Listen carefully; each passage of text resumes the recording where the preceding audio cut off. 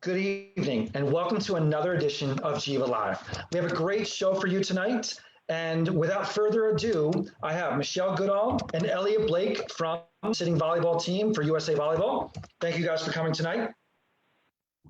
Thanks, Behind Sean. the scenes, running our You're Facebook welcome. page, we have Aaron Laban. Aaron will be running our comment section on Facebook. If you have questions, concerns, insights, stories to tell, things to share, please post those as you can, and we'll be sure to get through as many as we can. If your question is for Michelle, Elliot, or for myself, please make sure you direct it. If we happen not to get to your question, please leave it there. We will get to it when we can. But again, we have an amazing show for you this evening. We're going to get right into it. So Michelle and Elliot, thank you so much for coming. It's great to have you here this evening. We've run a great series of shows so far the last couple of weeks, another one next week. And I just want to start off in saying, hey, who are you? What do you do? And kind of how'd you get to the position you were at before we get into the idea of, what is sitting volleyball and what does it do for my club? So I'll start with Michelle. Sure. Hi. First, thanks for doing this. I think it's fantastic. I hope that it catches on and that most every region kind of follows your lead here. My name is Michelle Goodall, and I am the assistant coach for the women's national sitting volleyball team. And I'm also the program administrator for our new Para Beach programming. And I have been with the team specifically since 2016. I started as the team leader for the team, and then at the beginning of 2019, I became the full-time assistant coach.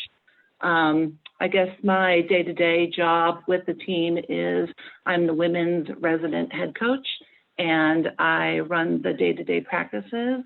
And then as the assistant coach, I support our head coach and program lead, Mr. Bill Hammeter, and in all of our endeavors in our matches and international competition. Awesome, thank you. And Elliot, yourself? So I was actually the first full-time hire for the sitting program about 12 years ago. I used to coach college before it, and when I left my coaching job, I after getting my master's, I said to myself, I want to take the first job with USA Volleyball. What the heck is sitting volleyball, and let's do it. So for the past 12 years, I've been fortunate to work with some amazing athletes, learn a lot about adapted sports, been fortunate to have traveled to some unique places, including Iran, and very much looking forward to staying involved with the sitting program for not just Tokyo and Paris, but hopefully even into LA 28. So it's been a great time with the sitting teams. Awesome. No, it's great to get both of you here tonight. The perspective you guys have, is tremendous, and we definitely look forward to it. So as a region, we are without a doubt looking to expand upon our sitting volleyball, parameters. The region is going to push this a lot. And, we kind of want to hear what your stories are. But I think the simplest place to start is, what exactly is sitting volleyball for those of us that don't know, and how is it the same or different from quote unquote conventional volleyball? So I'll pose that question, I guess, to Elliot. So sitting volleyball is pretty much identical to what we know as the standing indoor game. We still play 6-on-6. We still run 5-1, 6-2, 6-3, 4-2, whatever type of offensive system you can think of. We can still run perimeter or rotational defenses. We run a kind of a modified 6-up defense out of the middle with our setter. But everything that we do is the same, except that we are literally sitting on the floor. So when someone says they're running a slide, no, we're really sliding on the floor. The game itself, and by rule, only has 7 major differences.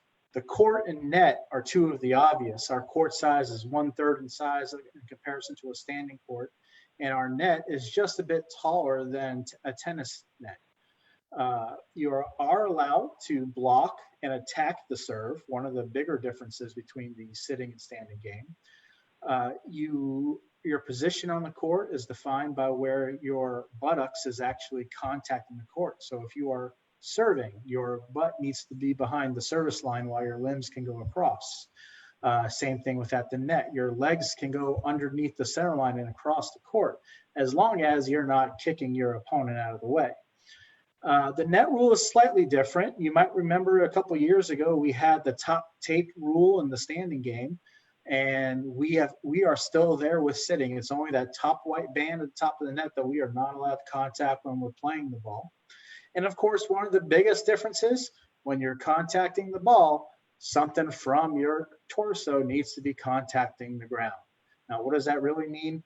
Take it from anything from your shoulders down to your butt. Something neat, just a small inch, one cheek touching the ground as you contact that ball. If you come up off the ground and you touch the ball, you could be called for a butt lift. It's literally called a butt lift, Elliot. That's the correct term? Well, if you want to say the rule lingo, the word is lifting, but a lot of people confuse the word lifting with ball handling. So, yeah, we use the butt lift. Fair enough, fair enough. So let me get this straight. So if I move about the court, literally I could theoretically stand up or move. As long as I get back down on contact, I'm okay? Well, that's not exactly right, because there is a rule that says you're not allowed to raise the body, take steps. Gotcha. So you actually have to stay low. Now, if your butt comes off the ground while you're moving, that's really okay, as long as it's quick and immediate. But you can't rise and take steps, because there's going to be other athletes who simply don't have the legs to stand up and take steps. Fair enough. Thank you. Thank you. Michelle, anything to add on that? Any nuances we should be aware of between the differences in the game? No, I think he nailed all the little details. With the rising, I know in the last couple of years they've looked at the rule as far as a really aggressive play. So if you're in the backcourt and you do a dive for a ball, and literally you may not be touching the ground, some of those might go without a call, without the lift call, because they're really working to, I guess, embrace really aggressive play. So if you're making a real great, outstanding defensive save, if you're, sprawling and you may not have anything touching the ground, you may just be sprawling for the ball, then they may let that go. But other than that, he nailed it. Everything else is exactly right. Yeah. Awesome. No, I appreciate that. Yeah. So next part, so we have our standard Olympic process with the high performance team. A kid goes from regional to high performance pipeline to Olympics is, in theory, kind of how the pipeline works. How does a Paralympic athlete get found? What is the process? Is there one process? Is there a multiple pronged process? How do you find your athletes? So I'd like to jump on this one, because first I'd like to clarify. They're not a Paralympic athlete because they haven't been to a Paralympic Games. Mm-hmm.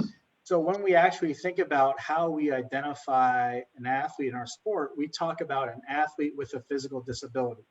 And the reason why we want to say it in those terms is that we want to put the person first. Athlete with a disability, not a disabled athlete, and putting the disability ahead of the person. So we're always looking for athletes with physical disabilities. In the country right now, there are very few cities that actually have regular programming of sitting volleyball. There's no real clubs that someone can just go to and start playing. There are some small pockets, like in Raleigh, North Carolina, in Hampton, Virginia, in San Diego, California, where there is some regular sitting volleyball being played. But then there are also these one-time events where there's like a one-day tournament in Omaha, Nebraska, or in Houston, Texas. We need more clubs, more facilities to start putting on sitting volleyball programming, so these athletes with physical disabilities have a place they can go and get introduced to the sitting volleyball game. When we look for athletes that we want to consider for the national teams, we know we're not going to find them with volleyball skills. Now, hopefully we find some athletes with disabilities that are playing standing juniors volleyball, and they're in the mix with the able bodies and nobody really pays attention to it. But as myself, I'm a national referee for the juniors game. And when I go to tournaments, I'm not just looking at refereeing some volleyball tournament. I'm looking at the kids, seeing who's missing a leg, who's missing a hand. And then hopefully we can get them to come try sitting volleyball. In other instances, we'll go to a track and field meet for these athletes with disabilities and look for kids that maybe finish 4th or 5th in a race and say, hey, good try on track. Why don't you come try volleyball now? Mm-hmm. So we're trying to actually just steal athletes that are athletes in life. They just have those physical gifts, and then bring them to the volleyball game and teach them volleyball from the ground up. We can teach the volleyball. We can't teach athleticism. No, that's a great answer. And we see that in the standard game too, that idea of cross sport, and, getting these kids to play in a multifaceted approach, no different in sitting volleyball. So I definitely appreciate that big time. So I guess the next question I have is, you obviously have athletes of varying disabilities. How does that affect their play? Does that change some of the rules and process? And then does that affect how you create a roster and who can be on a roster when you look at each person's different disabilities? I'll give that to, I guess, Michelle. Either. It doesn't matter. Am I on mute? Can you hear me? You're good. Perfect. Yes, I'm going to elaborate a little bit where Elliot left off. We have 2 programs. We have our national team program, and then we have our A2 program, which is our development, our high performance pipeline. Elliot is the manager of that particular program. So if anyone out there listening knows of an athlete that might qualify and classify for us and might have that physical disability, we need to get to know them, and they would start with that A2 program. As far as the way our team composition is, currently right now we have, on the women's side, we have 17 athletes that are considered national team athletes. 17 women train with us, and on our travel rosters, 2 can be listed as a minimal disabled. And when they go through the year, they will find these classification opportunities, and they will get classified. We have 2 women training with us right now that are minimal disabled, and typically to become, I don't know all the details. Elliot might know more of exactly like what physical ailment would classify a minimal, but both of our minimals, I guess, for example, would have both hands and feet. It's mostly a muscle imbalance or a range of motion imbalance that would then give them that minimal classification. You can have 2 on the roster, but only 1 on the playing field at a time. So we have 2, but if one athlete was in the game and we wanted to get the other athlete in the game, we would need to make a substitution to get that athlete on the court. Otherwise, they're all just classified as disabled. Some are permanently disabled, and some will have to go through that review process. But the permanent disabled athletes then can make up any competition. Make up any composition of the team. We can have all 6 permanents, or we can run with 5 disabled athletes and 1 minimal, and things like that. Elliot, do you know more of the exact, I guess, classification information that might help some listeners? Sure, but without being too technical, yeah. The key here is to understand that classification is the process of evaluating a person's disabilities to ensure that they have a qualifying disability for the game. In our sport, what we might say or think of as being more sport appropriate are those that are more amputee-based type disabilities. You're not going to find a whole lot of athletes that have some form of paralysis, especially those that have some form of paralysis above the waist, because then they're losing trunk control and having difficulty sitting upright. You might find some incomplete paralysis in the lower limbs, just so that way they can still move about on the floor pretty well and sit up nice and tall. But realistically, at the international level, you're going to see a lot of range of motion limitations and amputee-based individuals. As Michelle was asking about minimums, if you were to look at your hand, you need an amputation across the metatarsals to first even begin metacarpals to be determined if whether or not you're going to be physically eligible for competition. On the foot, it's through the metatarsals or a Liz Franck amputation. And that's just so you'd have to lose at least half of that front foot to be a minimally disabled athlete, or through the middle of the hand here to be a minimally athlete. And then once you get past the wrist on the hands, or once you're past the ankle on the hands, you'll be what's called a fully disabled athlete. So there's no limitation on subs. But the big thing that we really want to push on the grassroots side is that there is no requirement within USA Volleyball for an athlete to be physically disabled. Mm-hmm. We want and actually encourage every volleyball player to play sitting volleyball.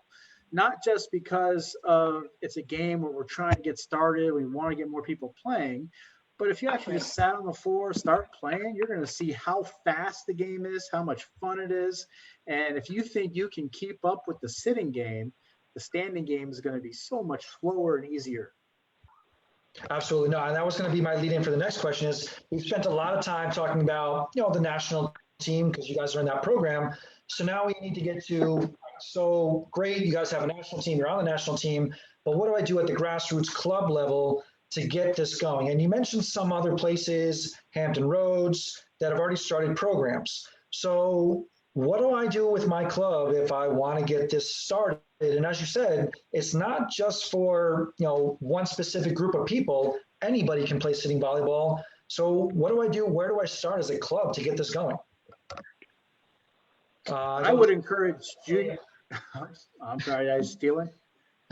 I would encourage juniors teams to incorporate sitting volleyball as a warm-up for practice.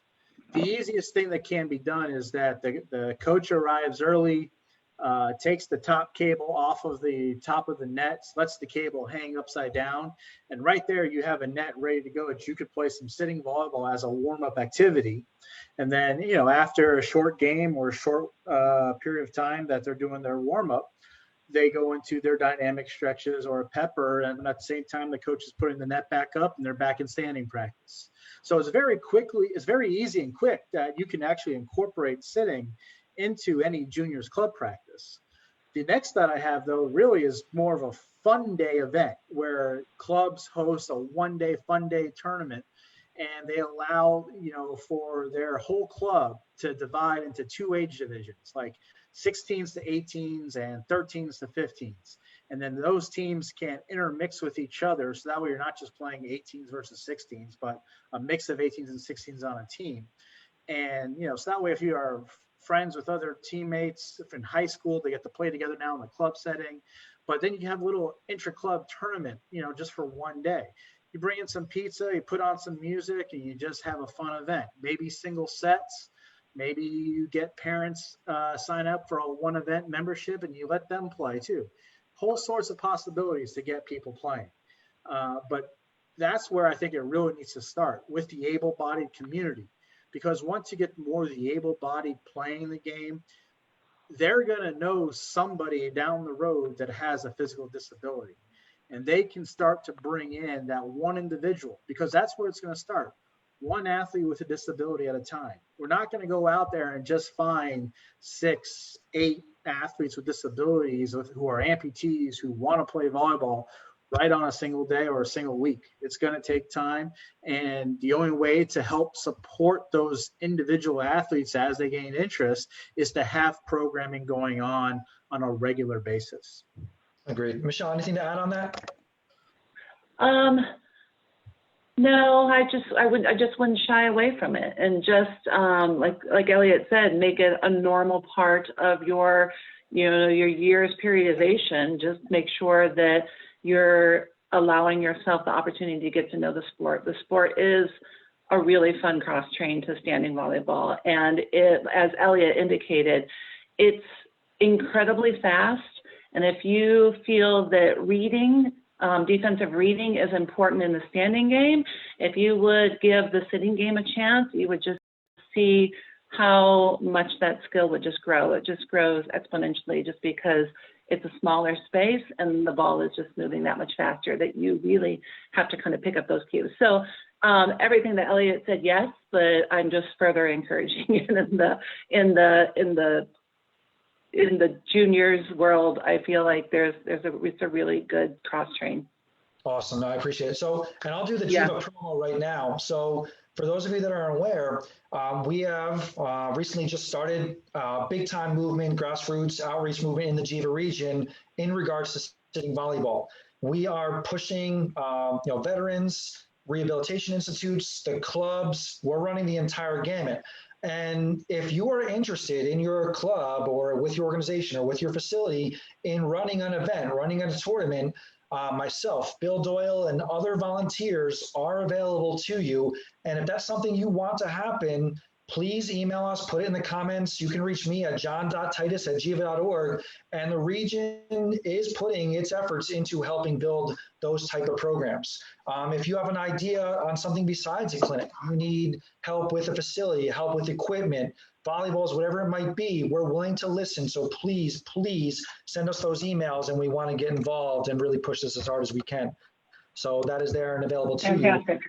Awesome, thank you. Yeah, it's going to be a lot of fun. We've already had some great events with the VA Lions Hospital.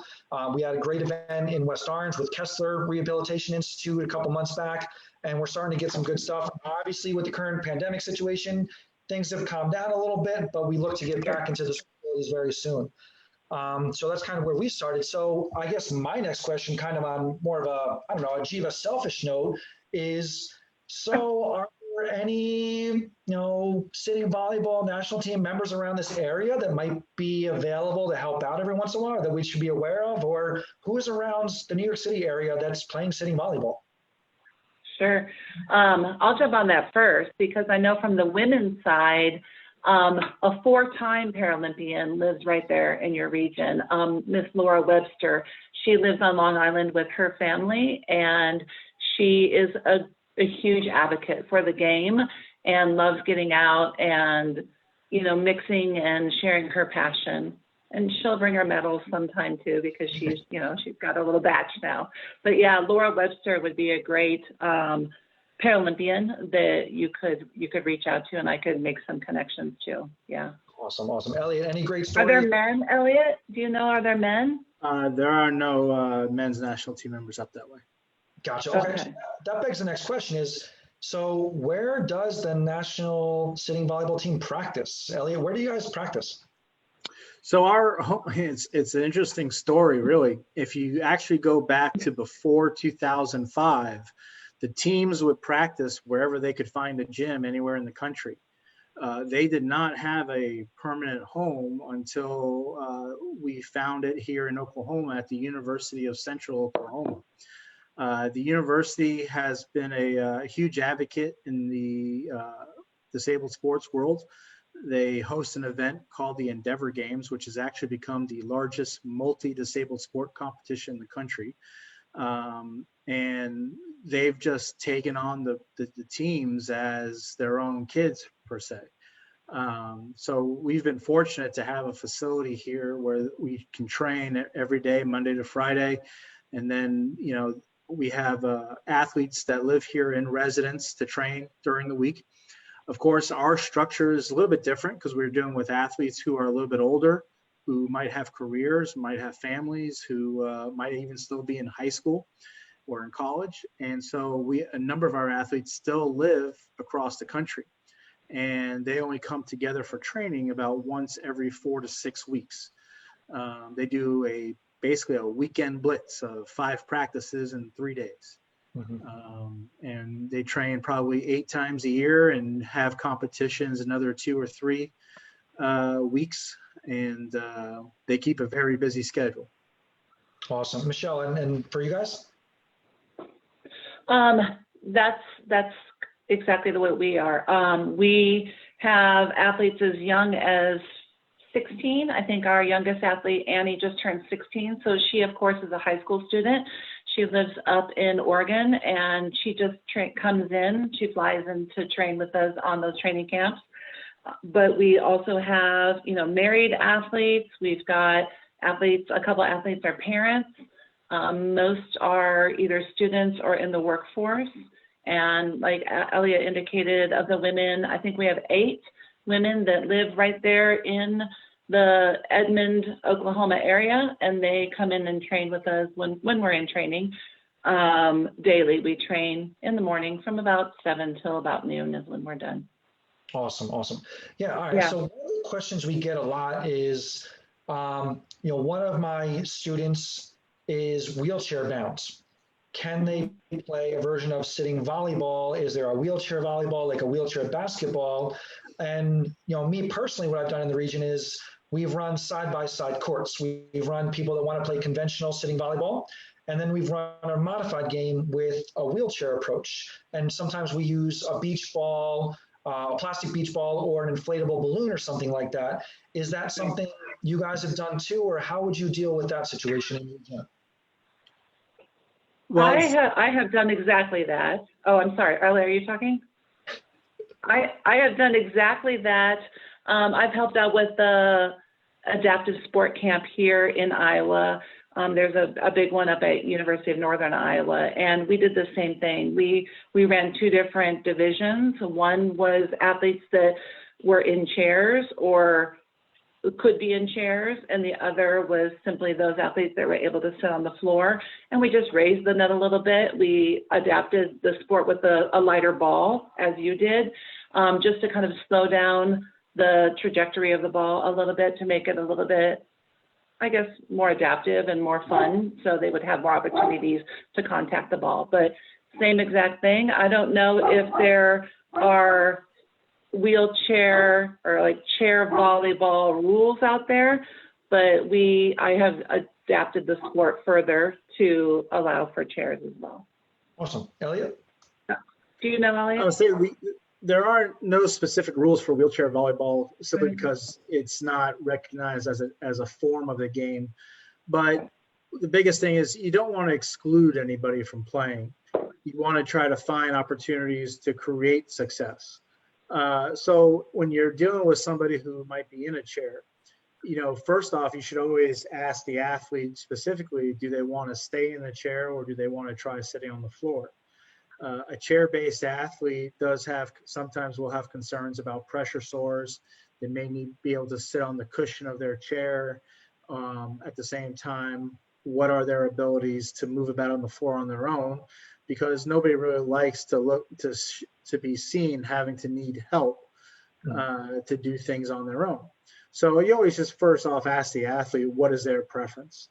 If they wish to stay in the chair and you don't have enough numbers to actually separate, then I would still find ways to combine the wheelchair athlete with the other athletes. And that might mean making everyone aware of, giving the chair a little bit more space. That way, if you fall over, you don't hit your head against the wheel or against the frame of the chair.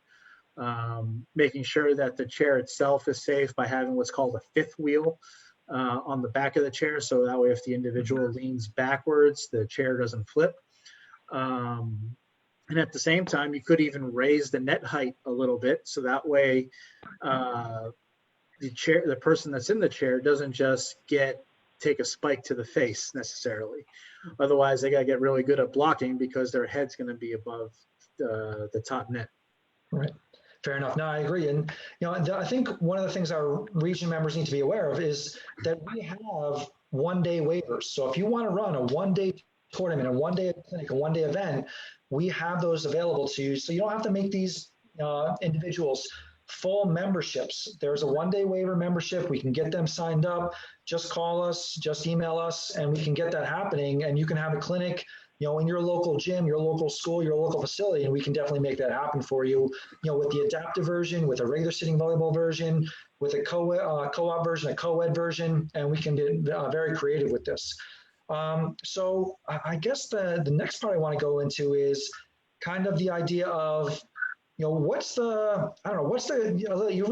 kind of went to this before. What's the coolest recruiting story you have as far as, wow, I found this kid here and she or he became great and it just happens. Like, what's that cool recruiting story you have, Well, you said you were a referee before and you kind of, view people before. Where's the coolest place you found an individual? That's an interesting question because I have a couple. But I think one that stands out right now, if everybody on us watching might have recently received the USAV on-court newsletter, had a feature on one of our athletes, Emma Schick. How I found Emma was kind of funny. I was serving as an official at the Big South JNQ in Atlanta, and I was just R1 on the court watching these two 15s teams play. And this outside hitter, she just wasn't lifting her left arm like a good hitter would. And I'm just like, either she's got some, and I just kept thinking to myself, man, she's got some bad technique or there's something wrong. And so I just kept, it's funny, as a referee, I'm supposed to be watching the ball. And don't get me wrong, I was paying attention to the game. But every time that she'd go to swing, I would just take a peek of what is wrong with her shoulder, what is wrong with her elbow, trying to figure it out because something was just off. Sure enough, after the game, I spoke to the coach first.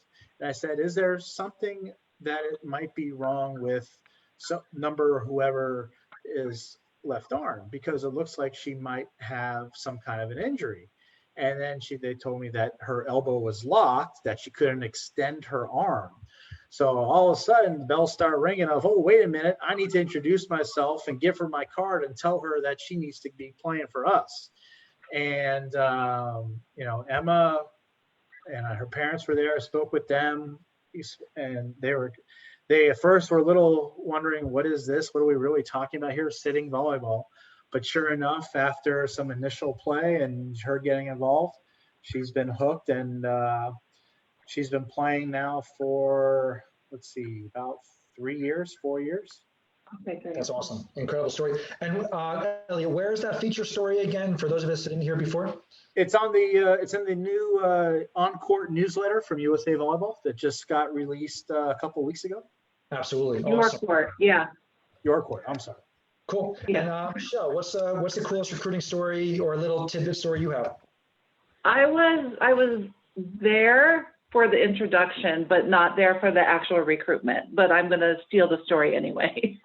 A friend of mine is Steve Bishop, and he is the CEO of the Florida region. And he was telling me a story on how he found one of our younger athletes, Maddie Ball. She also was at a juniors tournament, and he noticed that she was playing with a prosthetic arm. And he asked, mom, and, went through the proper channels, and then asked Maddie if he could talk to her because he knew that we needed to get connected. She needed to get connected with our program. And so he pulled her aside. He said, may I talk to you a little bit? And when she tells the story, I wish she was on because it's so funny. She knew that she assumed she was in trouble. She thought for sure wearing a prosthetic arm was like illegal or something in the juniors game, and that he was going to ask her to take it off. And he's like, no, you're not in trouble. You're not in trouble. I just need to ask, have you ever thought about, sitting volleyball?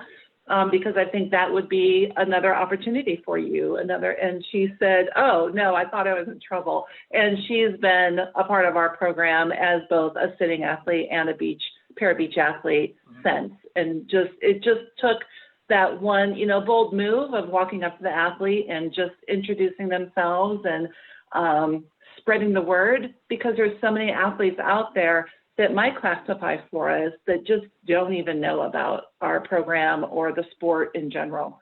And so just basically sharing the word, I think that's key, Awesome. Key takeaway. Yeah. So I guess we're kind of alluding to the next question is, if I'm a club director, a regional person in the Geneva region or wherever, and I have an athlete that I think you guys may want to take a look at. So I'm going to put this promo out right now. Athlete, please let me know. But if it's anybody that we think can go to the national level, what are they supposed to do? If I'm a club director, a club coach, and I have an athlete that I think might be fitting what you guys want, what am I supposed to do? Well, there's we have a generic email address, sitting.volleyball@usav.org, where if anybody sends us an email, it's going to go with pretty much the entire staff. And someone is going to see the information about, or the question that's coming in. And that's the easiest way to do it. Of course, anybody is welcome to give us a call, speak to anybody directly, speak to anybody within our programs, or even speak to any USAV staff or even referees, because they know about the program. So it's just a matter now of how do I get the name and an email address or a phone number to the sitting department, so that way they can reach out and follow up with that athlete. Awesome, thank you. So, all right, let's get into, so we have had some amazing sitting volleyball seasons, and I'll start with Michelle. So Michelle, the 2019-2020 national team season, like most seasons for you guys, has been a very great season. I think you need to start with, what competitions have you guys won? Where are you going? Obviously, 2020 is not all that perfect right now, but there's going to be a 2021. So what has the team done over the last couple of years, and where are they going? Sure. The women's team, of course, I don't know if it's of course, but we're Paralympic gold medalists at the Rio Games. And from the World Championships the year after, we hadn't lost a game. They had an undefeated 2019 season. And that included I don't know if our Crossroads competition counted in that. That's a friendly series, went undefeated there versus Canada. We had another friendly series with Russia at the Opens in 2019, and we went undefeated there in a five match series.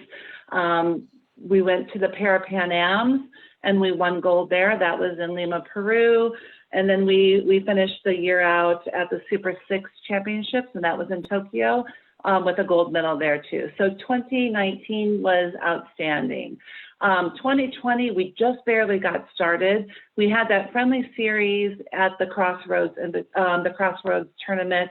The first weekend that wasn't canceled, the second weekend of Crossroads was canceled, but the first weekend we were there, we were in international competition, and we went 2-0 versus Brazil. We happened to lose one. That was our first loss in two years. We lost one match to Russia, but we went 2-1 versus Russia. And so really starting off this particular, it was supposed to be the year of the Paralympics, was a really good showing. We took, I think 14 athletes to that friendly, and everyone got to play. And so it was a great opportunity to really get some great international experience for some of our younger athletes that were on that particular roster. We have been, like everyone else, all sports, we're kind of down right now. We missed a couple opportunities. Our World Cup was, I guess it's still technically postponed until 2021. World Cup was supposed to be in China in April. Of course, that opportunity didn't happen, and so World Cup hasn't happened. We were scheduled to go to the Netherlands for the Dutch Games in June, and that has been taken off the table. We, of course, were supposed to go to the Tokyo Games in September, and that now has been postponed a full calendar year. So this particular year, we're in conversation. Our athletes are training virtually. No, they're doing the training, but we're connecting virtually. And they train several times a week. They're still doing, their lifting and their court, but their court sometimes is their living room because that's all we have opportunities for. We're hoping to get back to the gym in June, but it's all wait and see. It might be July.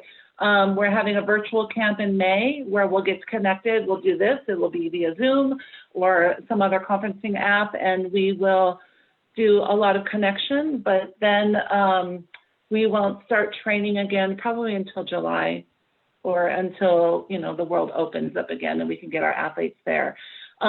Competition this year is going to be slim. I don't think we'll have a competition. We will jump back in 2021, perhaps with the World Cup if that's rescheduled. And we really just have most of our eyes set on the Paralympics, just hoping that the 2021 Tokyo Games happens. And so we can defend our gold medal and get back out there. Awesome. Yeah. So we're just like every other sport.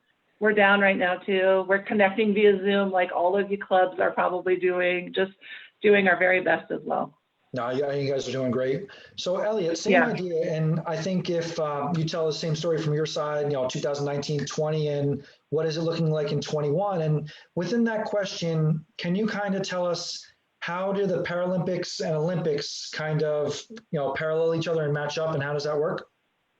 But you used the right word there. You used the word parallel, which is kind of the origin for the Paralympic Games. Everything that the games themselves will be parallel to the Olympics.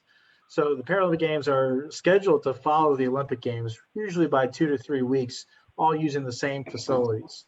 The teams typically will head over a couple of weeks in advance to acclimate, get used to the time zone difference, because from Oklahoma to Tokyo, that's a bit of a change. But then also get used to the weather and just life there. The team itself, it's funny, is they can go early, but then the games themselves can take a very long time to play out. 5 matches. It can take almost 2-3 weeks of being in Tokyo. So, having the friends and family support while they're there is key. And so that way they don't get too burnt out. But right now our focus is also on getting our men's team qualified for Tokyo.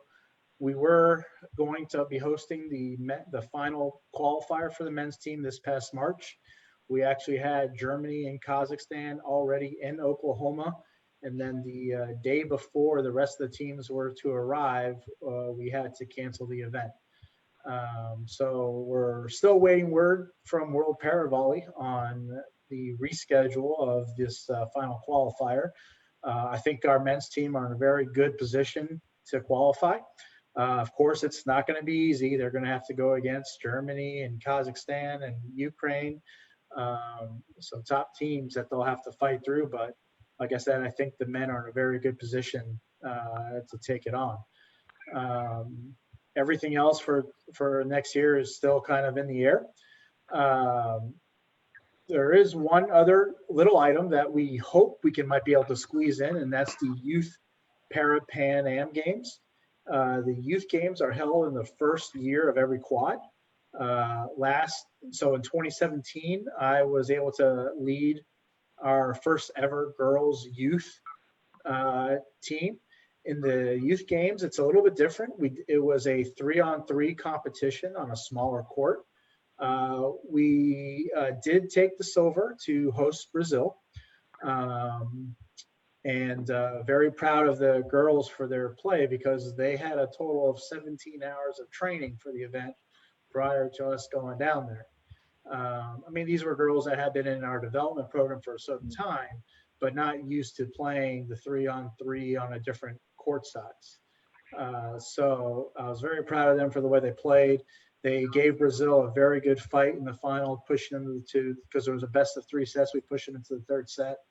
And that was even considering that Brazil had a national team player on the floor the entire time. So I was very much excited that our young kids were able to challenge them the way they are. And hopefully in 2021, they'll have another edition of the games. It's supposed to be in Bogota, Colombia. Very cool. Yeah, it sounds like both programs are definitely doing very well. I look forward to what you guys are going to do, coming through. Elliot, we do have a question from Facebook Live that was directed towards you. I don't know if you have the ability to answer it, but I'll put it out there. People are asking, what is the correlation or what's going on with the Warrior Games? If you could speak on that behalf, if that correlates to you guys at all. Yeah, so if you're not familiar with the Warrior Games, that is the Department of Defense competition for injured military and veterans. They're not necessarily fully disabled by classification in terms of World Paravolley sport, but they do have some form of ill or injury from serving in our military. The Warrior Games, I want to say, is in their 10th year or 11th year now. It's been going on for some time. And this year's renditions of the games are scheduled to take place in mid-September in San Antonio. Last year they were in Tampa. For a number of years, they were at the Air Force Academy in Colorado. They've been in Quantico, Virginia. I'm still waiting for them to take it out to Hawaii, so I get myself a little trip out there, but it looks like they're staying stateside for now. Understood. Cool. Thank you. All right. So, Michelle, you mentioned before that you have these quote unquote Zoom or virtual trainings. So if I'm a club director or club coach and I'm in the same situation right now, and I want to incorporate sitting volleyball into my team or program, what drills or things can I tell my team to do that both teach their standard volleyball skills and their sitting volleyball skills that they can do at home right now? Well, as Elliot indicated early, sitting volleyball, we have the same exact skills. You could use overhead setting, you could do that. I'm guessing that most of your athletes are by themselves. When they're home isolating, if there's two of them, like two sisters or a sister and a brother, you could, maybe do some back and forth. Most of our athletes are utilizing a wall or a rebounder just to get the ball to come back off, so then they could incorporate some movement. I guess that would be basically it. And you'll understand that the angles are slightly different when you're starting so low on the ground, that just the platform angle might need to change slightly than you would if you were a standing athlete trying to put some more length on that pass. And that would be something that they would just, through experience, just have an opportunity to explore with that platform angle. We just do a lot of, pass set right now, set, those kinds of things. The majority of our encore movements are simply movement focused, though. We just need to keep them in shape and their shoulders in shape, because our athletes simply move on the floor. And so just if they're incorporating any physical training, it is mostly like just movements at this point in juncture. So we're just doing a lot of movement-based exercises just to make sure that they're keeping up with that strength that they need to play the game. If, when they come out of their isolation or their quarantine or wherever your athletes are, then you could get into, pairs or triples and things like that. And it just becomes even more fun as the standing game. When you have at least three on the side, then you're replicating the game that Elliot and those young athletes were able to do. And then it's, just like as you would with standing, a lot of pass set hit and over the net, those kinds of games. Yeah, Elliot, anything to add to that? I'm a kid at home right now. What can I do to help my general volleyball skills or my sitting volleyball skills? Yeah, I don't know that I would do it in the house, but if maybe you went into the garage or outside, you could always hang a poster board or a piece of paper on a wall at maybe net height or slightly above net height, and practice serving at it, serving from a distance, serving at it from a different angles.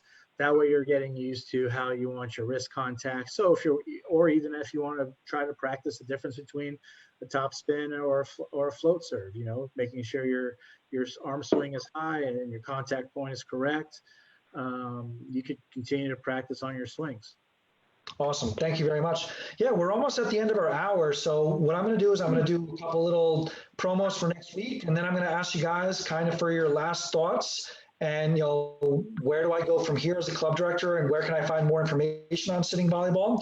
But again, I thought this program was awesome. I look forward to it. Definitely would love to do it again. For those of you that are unaware, Jiva has 5 awards we're actually giving out this month, or actually should say next month. We are giving out 2 Coaches of the Year award, 1 for men's, 1 for women's. We are giving out a Director of the Year award. We are also giving out the Network Award and the Innovation of the Year award, both with conjunction with the American Volleyball Coaches Association. And next week, Thursday at 5, we have Dustin Watson on the program as well, a former player with the men's national team, talking about growth mindset. So I'm looking forward to next week, but without a doubt, this week was an amazing show and something that's truly near and dear to my heart in the region, and I think we need to really push grassroots-wise, is indeed sitting volleyball. So Elliot, I'll give you your last words as far as sitting volleyball goes is, if I want more information or closing thoughts, where do we go from here with sitting volleyball as a country, as a national team, and more importantly for us as a region? Well, first, John, I'd like to thank you and the Jiva region for giving us the opportunity to talk about and share sitting volleyball. Raising awareness of our game is significantly important because of how few places actually have sitting volleyball programming. One of the biggest challenges I think that any club director or coaches have is, of course, the fear of doing something that is unknown, what is not traditional, or what is not something that they were taught themselves. And that's something that I think we all need to work on, of getting past those fears and trying something new.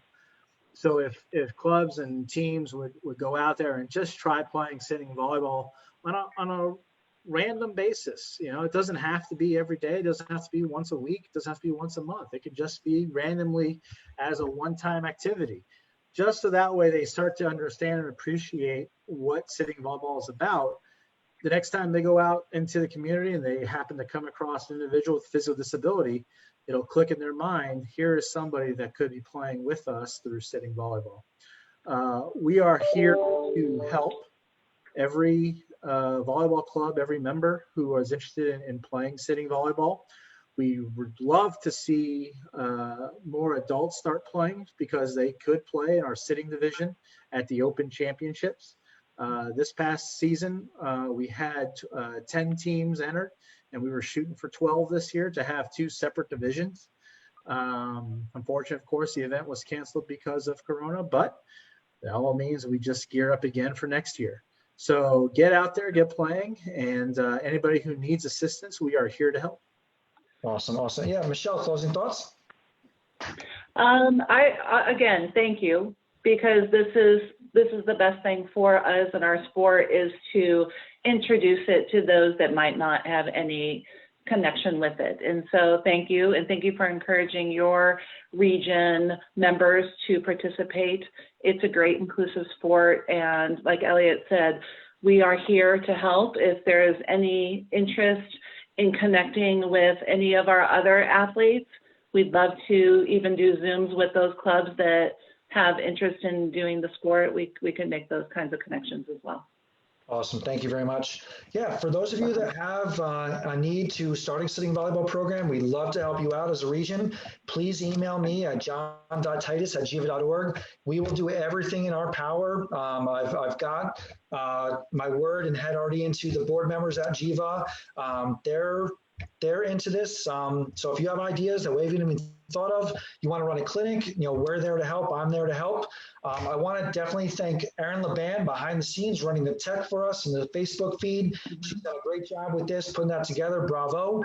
And without a doubt, our guests today, Michelle and Elliot, you guys were outstanding. Thank you so much for joining us this evening. Thank you. Thank you. Appreciate it. I appreciate it. Jiva Live is out. Pleasure.